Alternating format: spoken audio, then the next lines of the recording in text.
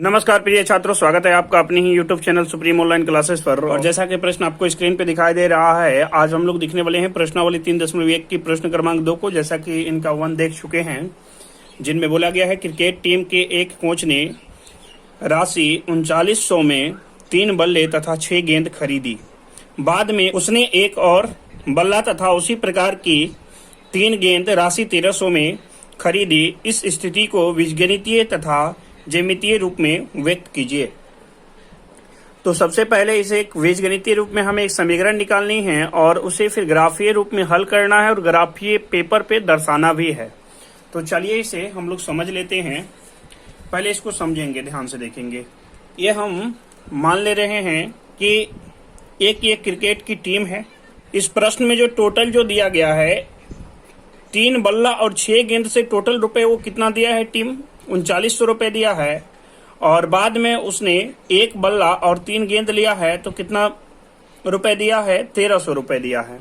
लेकिन ये हमें पता नहीं है कि एक बल्ले का मूल्य कितना पड़ा और एक गेंद का मूल्य कितना पड़ा। तो हम यहाँ मान कर चलेंगे, लिख लेंगे। जैसे ध्यान देंगे, ये क्रिकेट टीम है, आपको दिखाई दे रहा है यहाँ पे ये बल्ला है और ये गेंद है। हम मान ले रहे हैं बल्ले का मूल्य हमें नहीं पता है तो 100 रुपए मान ले रहे हैं। कितना रुपए, 100 रुपए। और एक गेंद का मूल्य हम मान ले रहे हैं y रुपए। तो टोटल बल्ले कितनी है, 3 है। तो इसलिए हम कहेंगे कि 3x पहली बार कितना लिया है बल्ला, 3 बल्ला लिया है। और कितना लिया है, 6 गेंद लिया है। तो यहाँ हम लिखेंगे 6। अब ये दोनों को जोड़कर, इसलिए याद रखेंगे दोनों को क्या करके जोड़ करके कितना रुपए दिया है, 3900 रुपए। यानी ऐसा समझिए कि गेंद और बल्ला दोनों से मिलाकर 39 रुपए दिया है ना। इसलिए हम कहेंगे कि ये दोनों से मिलाकर कितना रुपए दिया है, 3900 रुपए दिया है। 3 गेंद और 6 बल्ला का मूल्य। उसी प्रकार से इसका दूसरी कंडीशन में क्या बोला गया है, बाद में उसने एक और बल्ला तथा उसी प्रकार की 3 गेंद 1300 रुपए में लिया। कितना बल्ला लिया, एक बल्ला लिया, यानी x प्लस गेंद कितना लिया, गेंद लिया है 3। तो यानी हम लिखेंगे 3y और कितना रुपए दिया, टोटल ये 1300 रुपए दिया। तो इस प्रकार से समीकरण 1 और ये समीकरण 2 निकल जाएगा, 2 को समीकरण निकल जाएगा। तो चलिए आगे हम लिखेंगे। माना, चलिए मैं लिख ले रहा हूं। मान लिए, माना कि एक बल्ले का मूल्य 100 रुपए और एक गेंद का मूल्य y रुपए। अब यहां से जैसा कि मैं आपको बता चुका हूं, ध्यान से देखेंगे, जैसे कि पहले भी मैं समझा चुका हूं। अब आगे हम एक समीकरण निकालेंगे बीजगणितीय रूप में। तो चलिए मैं लिख ले रहा हूं। बीजगणितीय रूप में हम समीकरण निकालेंगे। तो सबसे पहले पहला इनका कंडीशन देखिए, क्रिकेट टीम के एक कोच ने कितना बल्ला लिया था, पहले तो 3 बल्ला लिया था। तो हम लिखेंगे 3x, पहले भी मैं समझा चुका हूं, प्लस और कितना गेंद लिया था, तो 6 गेंद। यहाँ देखेंगे 6 गेंद, तो हम लिखेंगे 6y बराबर कितना रुपए दिया था, तो 3900 रुपए। दोनों को जोड़कर कितना रुपए दिया था, 3900 रुपए। तो यहाँ 3900 रुपए लिखेंगे। दोनों को जोड़कर दिया इसलिए बीच में जोड़ का चिन्ह देंगे। यहां से समीकरण आपका 1 निकल जाएगा। इसी प्रकार से इनका दूसरा कंडीशन से ध्यान देंगे। दूसरा कंडीशन में क्या दिया गया है, दूसरा कंडीशन में कितना बल्ला लिया है, एक बल्ला लिया है और 3 गेंद लिया है उसी प्रकार की। और कितना रुपए दिया है, 3 गेंद लिया है उसी प्रकार की, तो 1300 रुपए दिया है। तो पहले तो यहाँ देखेंगे, पहले बल्ला कितना है, 1 है, प्लस और गेंद कितना है, तो गेंद है 3। तो इसलिए हम कहेंगे 3y बराबर कितना रुपए दिया है, 1300 रुपए दिया है। तो यहाँ लिखेंगे 1300। यहाँ से समीकरण आपका 2 निकल गया। तो इस प्रकार से 2 को समीकरण निकल चुका है। अब इसे हम लोगों को क्या करनी है, ग्राफीय विधि से पहले हल करना है। तो चलिए कर ले रहे हैं। ये है 2 को समीकरण, लिखिए ग्राफीय रूप में। ये तो बीजगणितीय रूप में निकला। तो ये जो 2 को समीकरण निकला है, इनको ग्राफीय रूप में हल करेंगे। तो सबसे पहले यहाँ देखेंगे समीकरण 1 ये है और ये समीकरण 2 है। तो चलिए मैं यहाँ लिख ले रहा हूं समीकरण 1 को, 3x प्लस 6y बराबर 3900 है। और दूसरा जो समीकरण है क्या है, x प्लस 3y बराबर 1300 है। तो ये 2 को समीकरण है। चलिए इसे ग्राफीय रूप में हल करते हैं पहले। तो यहाँ पे हमें x का मान लेना है या तो y का मान लेना है और खुद से लेना है अपने मन से। जो लेना चाहें आप। तो चलिए मैं ले ले रहा हूं पहले। तो यहां पे हम लिखेंगे माना x बराबर हम ले रहे हैं 500, क्योंकि अधिक संख्या दिया है इसलिए हम ज्यादा यहाँ पे संख्याएं लेंगे। पिछला प्रश्न में कम संख्या लिए थे क्योंकि यहाँ ज्यादातर संख्याएं नहीं दिया हुआ था। तो यहाँ रखेंगे हम x की जगह पे, तो ये समीकरण है 3 और x की जगह पे 500 रखेंगे, क्यों 3 और x गुना में है तो यहाँ x का मान गुना में रखेंगे 500 प्लस 6y का 6y बराबर 3900 का 3900। अब 3 से इनको गुना करेंगे तो 5 तिया हो जाएगा 1500 प्लस 6y के 6y बराबर 3900 का 3900। 1500 को इधर उठा कर लाएंगे तो इधर बचेगा 6y बराबर 3900 और 1500 को इधर उठा कर लाएं तो माइनस में आ जाएगा 1500। अब घटाएंगे तो क्या बचेगा आपके पास 6y का 6y बराबर इधर 0 में से 0 गया 0 0 और 9 में से 5 गया तो 4 और ये 3 में से 1 गया तो आपके पास बचा 2, 2400। अब y बराबर हम लिख सकते हैं y बराबर 2400 बटे 6। ये जो 6 y के साथ गुना में था इसको घटाएंगे 6 चौके 24, 4 बार में यानी 400 आ जाएगा। y बराबर कितना आ गया सर 400। तो y का जो मान निकला कितना निकला 400 निकला। इसी प्रकार से और एक बार x का या तो आपको y का मान लेना है। चलिए आगे बढ़ते हैं। तो ये था समीकरण। एक बार फिर से x का मान रखना है या तो y का मान रखना है। तो इस बार फिर से मैं x का ही मान रख ले रहा हूं। तो लिखेंगे माना इस बार x बराबर हम ले रहे हैं 300। तो यहां हम लिखेंगे ये जो समीकरण दिया गया है यहां दिखाई दे रहा है आपको।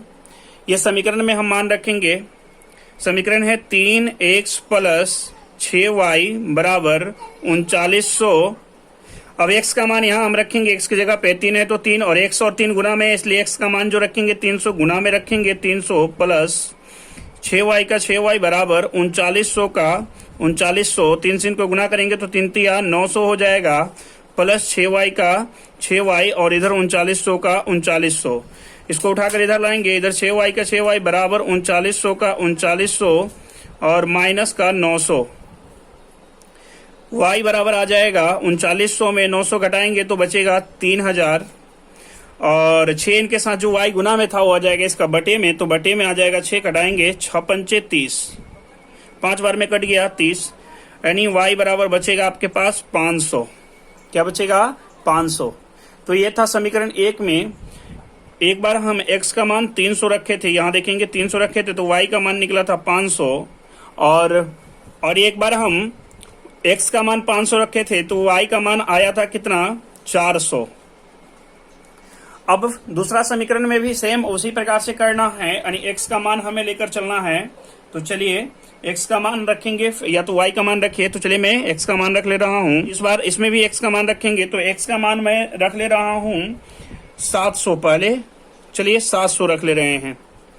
तो 700 इसमें रखेंगे तो x की जगह पे आ जाएगा 700 प्लस ये 3y का 3y बराबर 1300 का 1300। 700 को उठाकर इधर लाएंगे, इधर बचेगा 3y बराबर 1300 माइनस 700।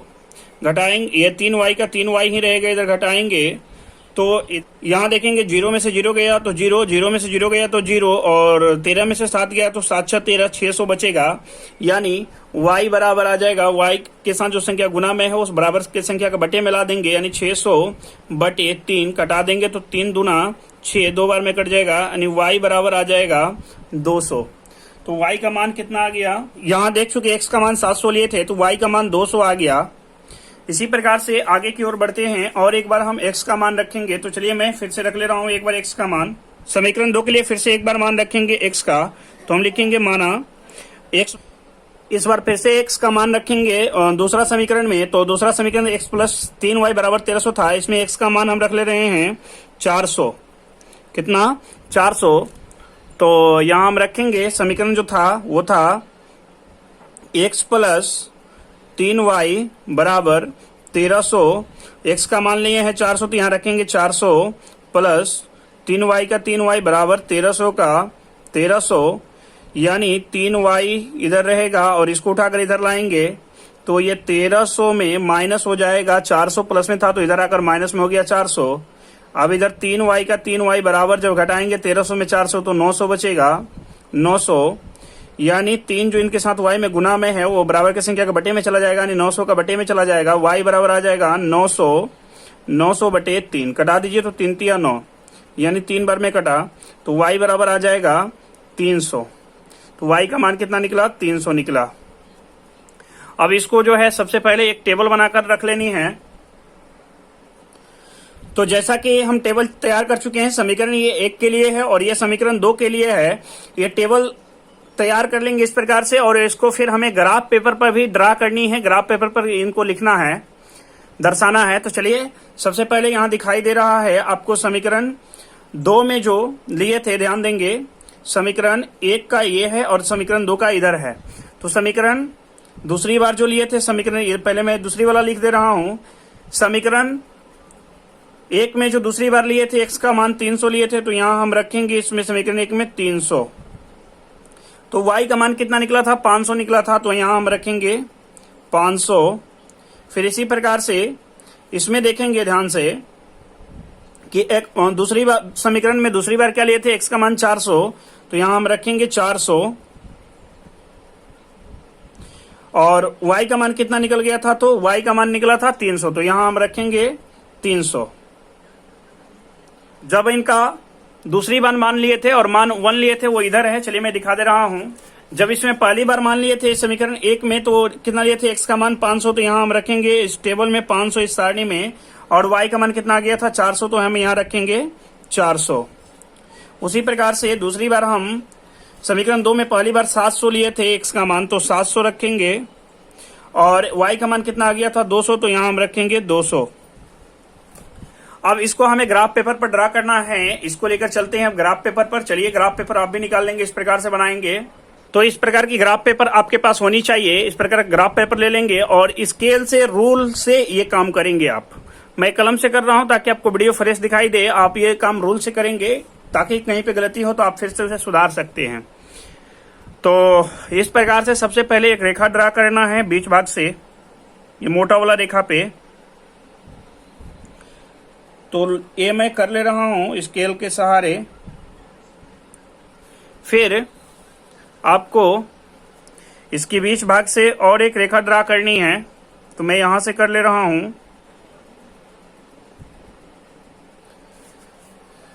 तो ये कहलाएगा एक y अक्ष, ये y डैश, ये y डैश, और ये कहलाएगा x डैश और ये x अक्ष कहलाएगा। और इसमें हमें ध्यान रखनी है और छोटी सी बातें। x अक्ष ये जो दिखाई दे रहा है इसे हम भुज कहते हैं और y अक्ष ये वाला जो दिखाई दे रहा है इसे हम कोटि कहते हैं। अब यहाँ पे सभी के लिए शून्य होता है और इस तरफ प्लस की संख्या होती है इस तरफ। तो मैं 7, ज्यादातर इसमें देखेंगे सारणी में आपका कितना तक संख्याएं हैं तो 700 तक है, तो आप ज्यादातर तो 700 तक ही रखेंगे या उससे ज्यादा भी रख सकते हैं। तो मैं यहाँ पे 100 का अंतर करके बैठा दे रहा हूँ, ज्यादा संख्या है इसलिए ज्यादा संख्या का अंतर करके आप बैठाएंगे इसमें। तो यहाँ मैं 100 का अंतर कर दे रहा हूँ, यहाँ है 100 प्लस का, यहाँ 200, इस पे 300 और 400, 500, 600, 700, इधर भी कर देंगे, इधर प्लस में इस साइड में 100, 200, 300, ये 400, 500, 600, 700, और इस साइड माइनस की संख्याएं x का और इधर y का माइनस की संख्याएं। तो माइनस का 100, माइनस का 200, माइनस का 300 और इधर माइनस का 100, माइनस का 200, माइनस का 300। अब हमें इस सारणी को देखना है ध्यान से कि समीकरण 1 को पहले देखना है, तो x का मान 500 है और y का मान 400 है, यहां देखना है। तो x का मान 500 है तो x के तरफ 500 चलेंगे और y का मान 400 है तो y के तरफ 400 चलेंगे, प्लस की ओर, प्लस में है इसलिए प्लस की ओर। तो यहाँ पे इसका बिंदु लगाएंगे, ये 500 x का और y का 400 पे। तो ये बिंदु जो बना कितना कितना का बना, 500 और 400 का। पहले x वाले को लिखिएगा, तो 500 का और 400 का। दूसरी देखना है इसका दूसरा बिंदु, यहां देखना है। तो x का मान लिए थे 300 तो y का मान निकला था 500। तो x का 300 ध्यान देंगे, तो x का हम लेंगे 300, ये इधर x का प्लस की ओर 300 और y का 500। तो y के 5 पे चलेंगे, यहाँ पे ये बिंदु आएगा। और ये जो बना कितना कितना का बना, x का 300 है तो पहले 300 को लिखना है, फिर y को, y का 500 है तो 500 का। अब ये दोनों बिंदु को हमें क्या करनी है, मिला लेनी है। इस प्रकार से कटनी चाहिए दोनों बिंदु स्केल के सहारे। इस प्रकार से इन दोनों बिंदु को कटना चाहिए, बना लेंगे। अब समीकरण चाहे तो आप समीकरण भी लिख सकते हैं। तो इसका जो समीकरण था वो आपको पता ही है, मैं एक बार फिर से आपको समीकरण स्क्रीन पे दिखा दे रहा हूं। तो इसका जो समीकरण था पहला का, वो था 3x प्लस 6y बराबर 39। तो यहां लिख सकते हैं क्या था, 3x प्लस 6y बराबर 3900, यह था। अब दूसरा बार देखना है, ये दूसरी समीकरण का क्या निकला था, x का 7 तो हमें 700 तो और y का 200। तो x का 700 पे चलेंगे, x का 700 पे आ गए हैं और y का 200 है तो 200 के सामने चलेंगे। यहां से x के तरफ 700 और y के तरफ 200, यहां पे बिंदु आएगा। दूसरी x का 400 और y का 300। तो x का 400 देखेंगे तो x का 400 यहाँ है और y का 300, तो y का 300 यहाँ है, तो यहाँ पे बिंदु आएगा। अब इसके निर्देशांक भी लिख लीजिए। तो इसका आया है, इसका 400 और 300 और इसका कितना आया है 700, x का 700। तो पहले x वाला को लिखिएगा 700 और y का 300, सॉरी y का 200, y का 200। अब दोनों रेखाओं, ये दोनों बिंदु को कटा लीजिए, कटना चाहिए, ध्यान से थोड़ा कीजिएगा स्केल से। ये सब काम आप रूल से कीजिएगा। इस प्रकार से